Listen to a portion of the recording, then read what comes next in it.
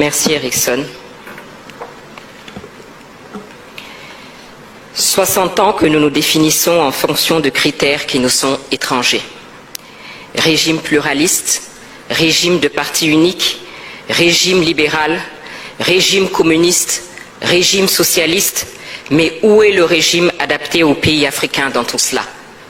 60 ans de mascarade électorale, tenez-vous bien, entre 1960 et 1989, sur 102 élections présidentielles, le président en exercice a remporté les élections avec en moyenne 92%.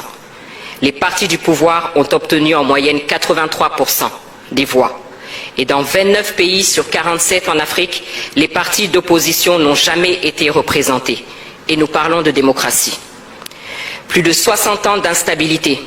Sur 486 coups d'État tentés depuis 1950 dans le monde, 214 dont 106 réussis ont eu lieu en Afrique, soit un coup d'État par an dans au moins 2 États africains. Plus de 30 ans que nous copions le système de démocratie à l'occidental, 30 ans de résultats électoraux douteux, de crise post-électorale, de gouvernance inefficace. 30 ans de dépenses exorbitantes dans un océan de misère où le minimum n'est pas assuré. 125 milliards de dollars ont été dépensés entre 2000 et 2018 en Afrique subsaharienne pour organiser des élections. Combien d'hôpitaux, combien d'écoles, combien d'infrastructures aurait-on pu construire avec cela? 30 ans d'exercice de pouvoir par des dirigeants plus préoccupés par leur propre survie que par le bien-être de leur peuple. Des dirigeants illégitimes aux yeux des citoyens et cherchant plutôt à maintenir des systèmes autocratiques. Plus de 60 ans de désillusion, de perte de confiance, de mauvaise gouvernance et de stagnation économique. Il suffit de regarder les pays qui ont accédé à l'indépendance au même moment que nous et voir le niveau de vie de leurs citoyens aujourd'hui. Singapour, la Corée du Sud par exemple. Il suffit de regarder le niveau de vie de certains pays auxquels il n'est pas systématiquement rappelé l'importance de la démocratie. Les Émirats arabes unis par exemple. Qu'est-ce qui est finalement important pour nous, Africains? Copier les autres ou tracer notre propre voie vers nos aspirations profondes? C'est la question. Bonjour à toutes et tous. Merci pour votre présence, pour votre enthousiasme, pour votre engagement et vos encouragements. Depuis les premiers instants où nous avons partagé ce projet avec vous, ce projet qui est aussi le vôtre. Signe que nous ne sommes pas trompés. Il faut que la situation de notre continent change. Et pour cela, il faut réfléchir, il faut construire, il faut partager, il faut convaincre et surtout, il faut agir.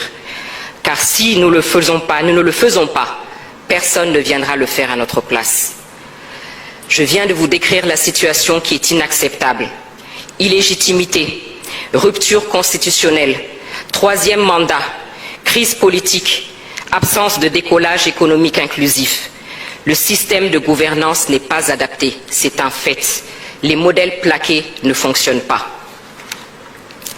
Si le but est la gestion vertueuse de la cité par des dirigeants légitimes vers le progrès inclusif, alors il faut accepter, comme le disait Amadou Hampâté-Bâ, que les hommes peuvent atteindre un but commun sans emprunter les mêmes voies. Il est temps de changer, de nous réinterroger et d'élaborer notre propre réponse, celles qui nous sont adaptées. Surtout que nous avons un riche passé, ne serait-ce que l'organisation de nos empires et royaumes.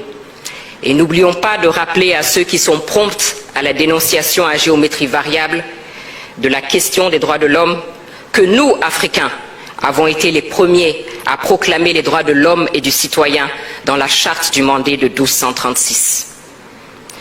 Dans la commission Gouvernance et Institutions, nous avons travaillé sur plusieurs thèmes que nous avons déclinés en faits. Nous versons au débat nos pistes de réflexion pour être complétés, pour être enrichis, adaptés, car nous sommes conscients que l'Afrique est plurielle. Parce qu'une chose est sûre, il faut changer et il faut bien commencer quelque part. Nos pistes de réflexion sont faites sans tabou et de manière constructive. Nous nous interrogeons sur ce qui ne fonctionne pas, notamment la question de la légitimité de nos dirigeants. Ils sont élus sur le papier à l'issue de processus dont la transparence peut clairement être mise en doute dans plusieurs cas. Il est normal qu'à la moindre crise, ils ne bénéficient d'aucun soutien de la population et soient balayés parce que considérés comme illégitimes. D'autant plus que dans plusieurs États africains, nous avons des monarques qui règnent sans contre-pouvoir, sinon sur le papier, et ne rendent pas compte. Le débat sur la limitation des mandats qui nous a été imposé est une autre piste de réflexion. Est-il adapté à notre situation actuelle, nous, Africains? Chaque 5 ans, chaque 7 ans, ce sont des violences électorales, des coups d'État constitutionnels. Est-ce la priorité dans des États en crise comme les nôtres? Et ceux qui nous insufflent cette obligation ne se sont pas gênés pour ignorer superbement cette disposition constitutionnelle lorsque eux-mêmes étaient en crise.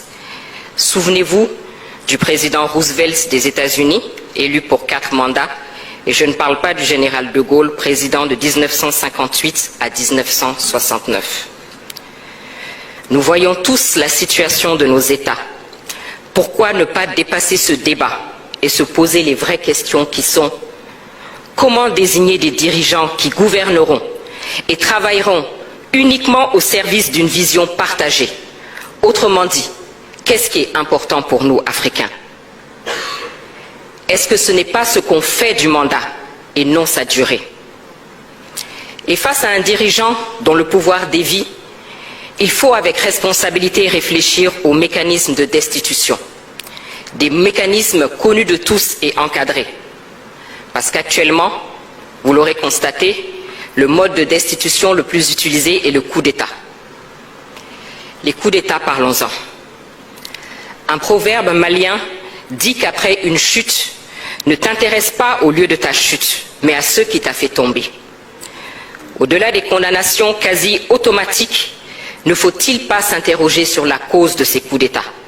Et pourquoi ils suscitent à chaque fois un espoir de changement pour nos populations?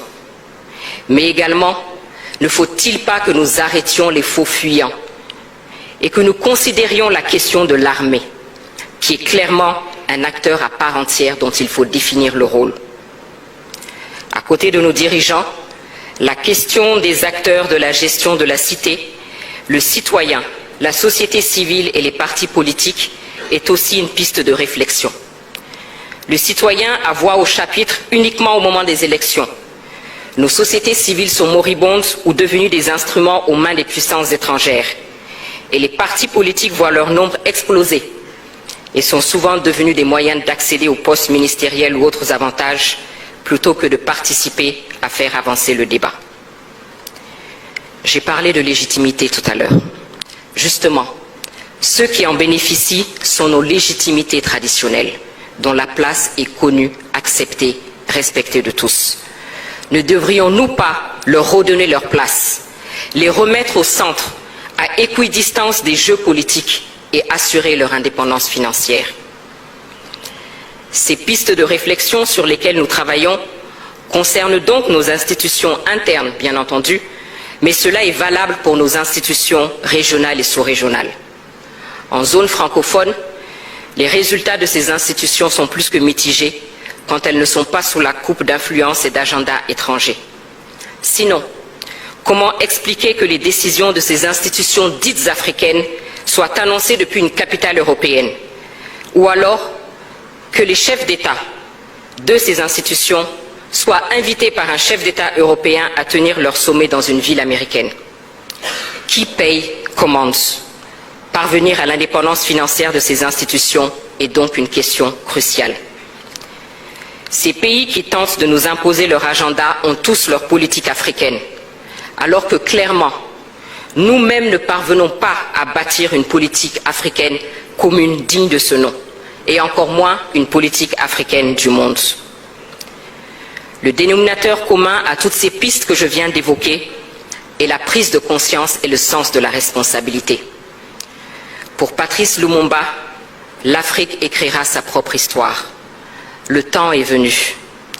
Le temps est venu sans idéalisme, sans tabou, et en ayant le courage de remettre en cause certains principes érigés en dogme et en ayant à l'esprit les besoins réels de nos concitoyens, le temps est venu de rechercher nos propres réponses.